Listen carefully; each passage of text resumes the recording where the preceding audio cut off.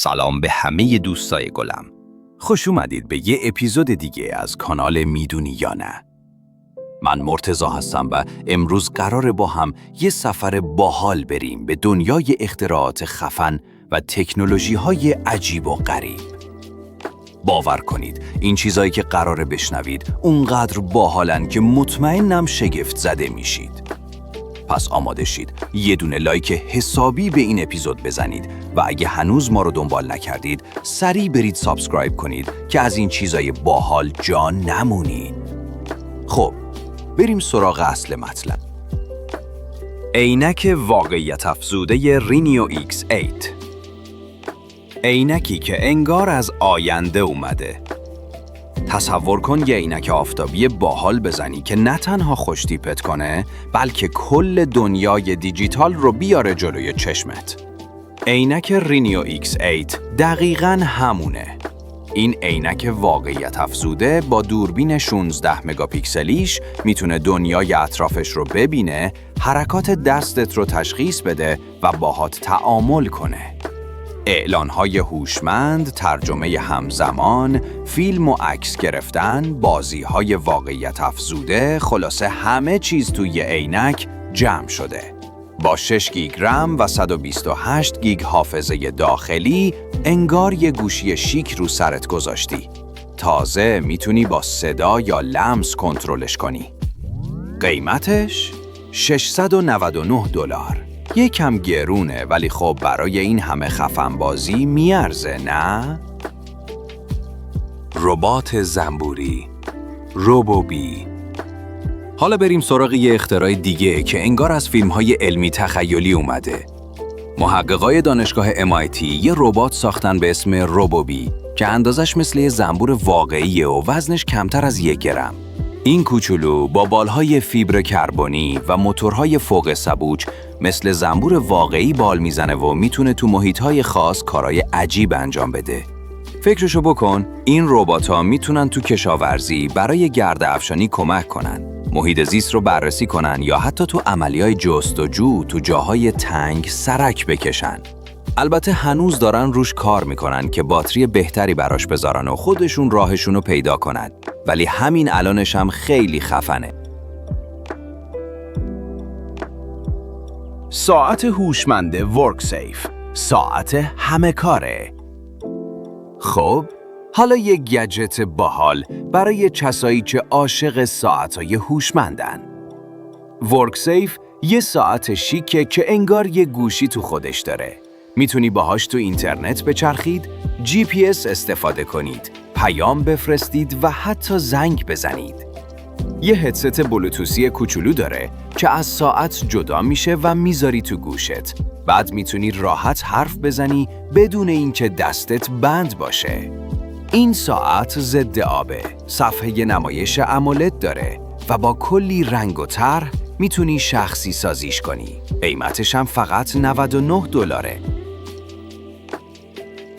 کیت روباتیک یوگات، ربات سازی به سبک خودت.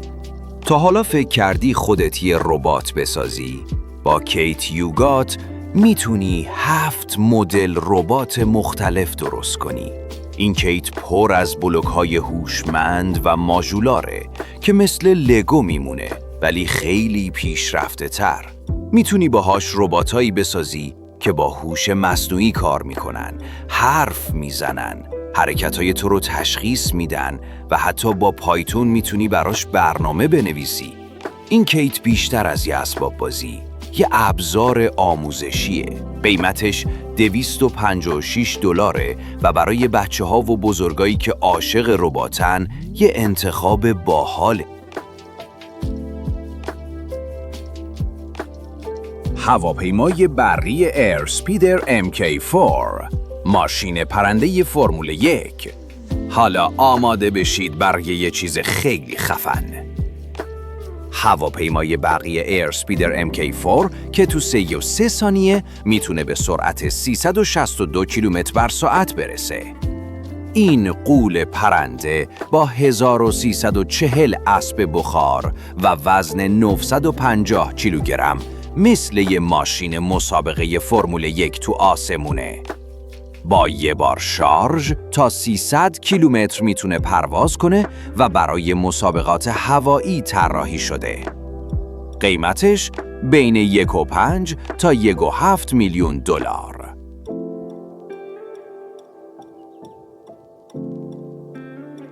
هدست اپل ویژن پرو غرق دنیای واقعیت ترکیبی.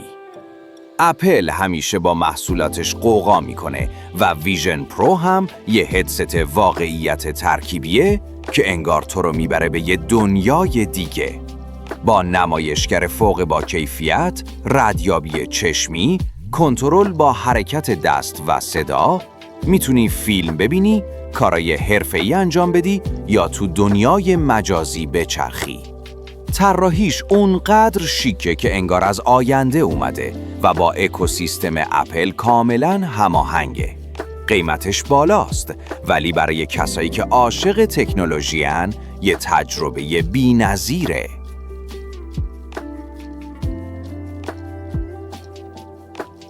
لوکوموتیو هیدروژنی پزاهیدرائیل، قطار سبز آینده. حالا بریم سراغ یه اختراع که به محیط زیست کمک میکنه. لوکوموتیو هیدروژنی پزاهیدرائیل تو لهستان ساخته شده و با سلولهای سوختی هیدروژن کار میکنه. این یعنی هیچ آلایندگی نداره و مثل قطارای دیزلی قویه ولی خیلی بهینه‌تر. با یه بار سوختگیری 24 ساعت کار میکنه و کابینش اونقدر مدرنه که راننده ها عاشقش میشن. این یک قدم بزرگه برای حمل و نقل سبز. ربات انسان نمای AI، رفیق رباتیک همه کاره. آخرین اختراع امروزمون یه ربات انسان نماست به اسم AI. این ربات با 2 بازوی پیشرفتش میتونه کلی کار انجام بده. از تحویل بسته و ضد عفونی کردن محیط گرفته تا مراقبت از سالمندا و حتی خدمات امنیتی.